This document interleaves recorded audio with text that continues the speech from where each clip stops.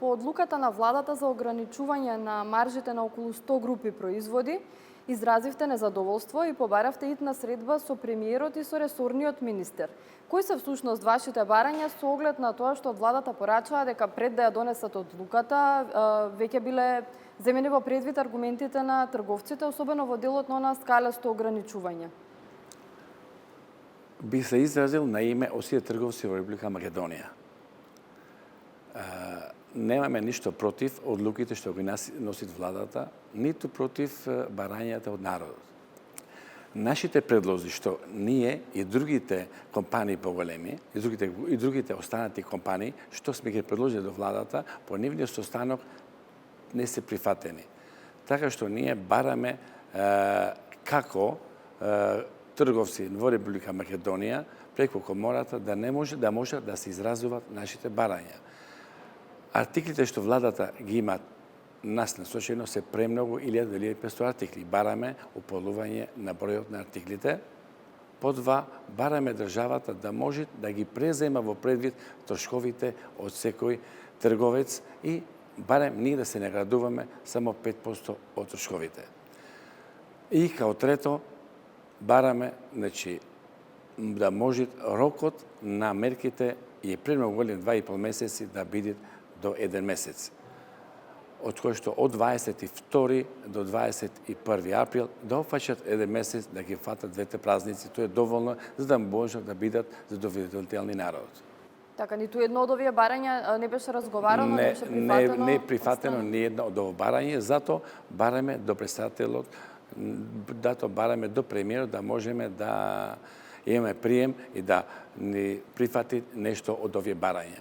Кога би преземале трошковите од трговците се многу големи, владата може да прати инспекторијат и да се види да трошковите на секој трговец на големо и на мало во нашата држава се од 12 до 15% преземајќи ги во предвид само платите, придонесите и струјата индустрија што е многу скапа. Ако ги земе во предвид за останати други трговци што имат кирија и дел имат и кредити, би се зголемиле трошковите уште 5%.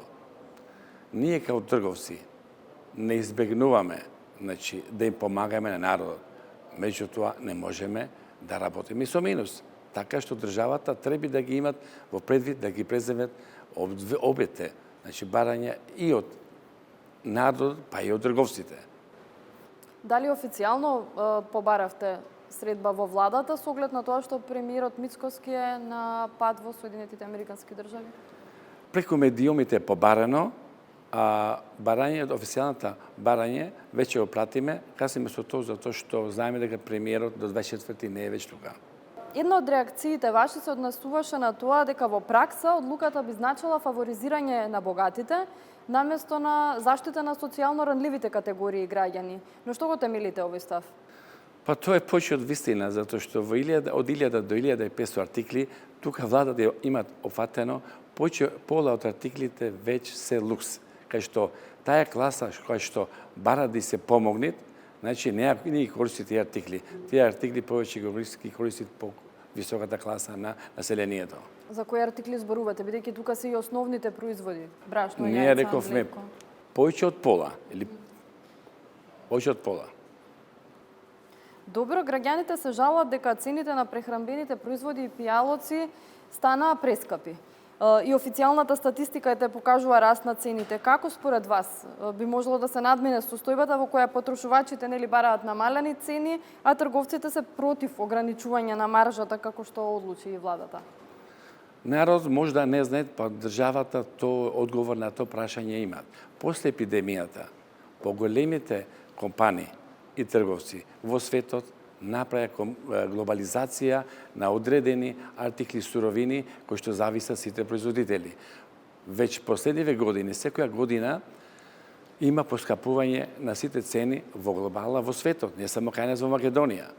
Па со глобализација на цените производителите се принудени да ги зголемат цените. И така што поскапувањето на цените веќе го имаме во цел свет, не само во Македонија. Видете, тврдењата на власта се дека малопродажните цени се високи не поради високата цена на откуп или поради увозот, туку токму поради маржите од трговците. Анализата, на пример, на Државниот пазарен инспекторат, која споменува и заменик министерот за економија на пресконференцијата, покажала дека трговците пресметуваат бруто профитна маржа на основните прехранбени производи во висина вели од 20 до 25% за трговија на мало и од 20 до 50% на трговијата на големо. Ова сепак се големи маржи, како ги објаснувате? Види, тоа можеме да му објасниме и на државата и на народот. Значи, државата, пак се врачаме, нека направи анализа на трошковите. По завршна сметка може се види секоја компанија колку има профит. Ниједна компанија на прехранбени производи не може да имат профит повеќе од 1 до 10%. Се друго е трошок. Што значи? Ние бараме само државата нека прави анкета со инспекторијатот во пазарот, нека види колку се трошковите од трговците, од трошковите нека не градуваат само 5% има маржа, ништо повеќе. По тоа не можеме да одредиме дека не одиме со големи маржи. Само во тоа ќе го вериме и државата и народот. Не може државата да викат ти ќе работиш со 5% и 10%. Кај се трошковите? Значи, ние треба во околните случаи да работиме со минус. Значи, би го помогнале и владата и народот, ама нема да работиме со чар, ама немој да работиме со минус. Добро, а големите профити што ги пријавуваат, особено да речеме големите синџири на маркети, не се тие показател дека има простор за намалување на маржата? Сега, големите компании, добавувачите имат одредени поголеми работи некои од таквите компании. Ние, као средни трговци, кај што ние ја имаме формирана комората, маржите се одредени и не можеме да одбегнуваме и маржите нема да бидат не се толку големи профитабилни колку што веќе народ го слуша на телевизија. Ние, као трговци во цела Република на Македонија, имаме приход годишно од 45 милиони евра. А една банка само првите 9 месеци имат 82 милиони евра. Ако ги преземем уште 3 други месеци, се на 100.000 евра. Сега, кои се по-профитабилни? Кои да се поголем чар? Банките или трговците за прехранбени производи? И во тие 45 милиони евра, ние како супермаркети немаме ни 10 милиони евра. Не учествуваме ни 10% од профитот на една банка, а учествуваме само како во 1% од сите банки во државата. Добро, од власта, знаете како велат дека за некои од вашите предлози како да се дојде до пониски цени, не ви е потребна одлука од влада, значи тоа би можело да се направи во секој момент и од страна на самите трговци. Па види, досега владата веќе 4 години сите овие мерки ги преземат сама како одлука, без да бидеме ние да учествуваме во седница и да може да ги гледаме правата од обете страни и ризикот и правата. Значи, ние не сме досега преземени во ниједна седница за да можеме да ги бараме и нашите ризици што ние ги нанесуваме. Со ова владата што веќе го преземат, ако нема измени во нашите барања, знаете, за многу краток рок, до завршувањето на мерките, многу продавници ќе бидат затворени, многу работници ќе бидат без работа.